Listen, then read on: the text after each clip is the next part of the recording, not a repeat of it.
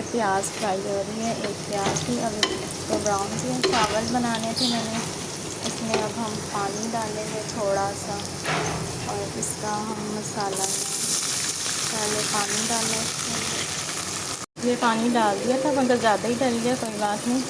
और ये हम टमाटर डालेंगे, इसको अच्छा सा मसाला बन जाएगा, टमाटर भी डल जाएंगे, हरी मिर्चों का टेस्ट भी निकल आएगा। इसको हम भूनेंगे, फिर इसके अंदर ये देखें पानी थोड़ा सा खुश्क हो चुका है। अब हम इसमें मटर डाल देंगे, इसको भूनेंगे हम। ये मैंने मटर डाल दिए हैं, इसको मिक्स करेंगे अच्छे से। फिर अभी हम इसको 10 मिनट बाद चावल, ये हमने गोश्त से भी प्रेशर लगाया हुआ है और शलजम गोश्त पक रहे हैं और साथ में मटर वाले चावल बन रहे हैं।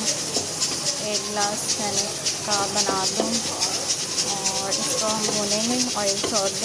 काली मिर्च, जीरा, सूखा धनिया ये पाउडर है, थोड़ा सा चावल में टेस्ट अच्छा आएगा। काली मिर्च डाली, हरी मिर्च या नमक, इससे ज़्यादा कुछ भी नहीं डाला। हरी मिर्च का टेस्ट और काली मिर्च, जीरा, सूखा धनिया।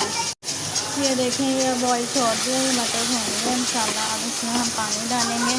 पानी मैं अंदाजे से डालती हूँ और ये हमने डाल दिए पानी, काफ़ी है चावल कम। मेरे पास चावल है तो मैंने वॉश किया, अभी धोकर रखा था।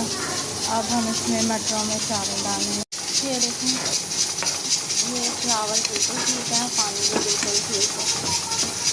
अब इसको हम फुला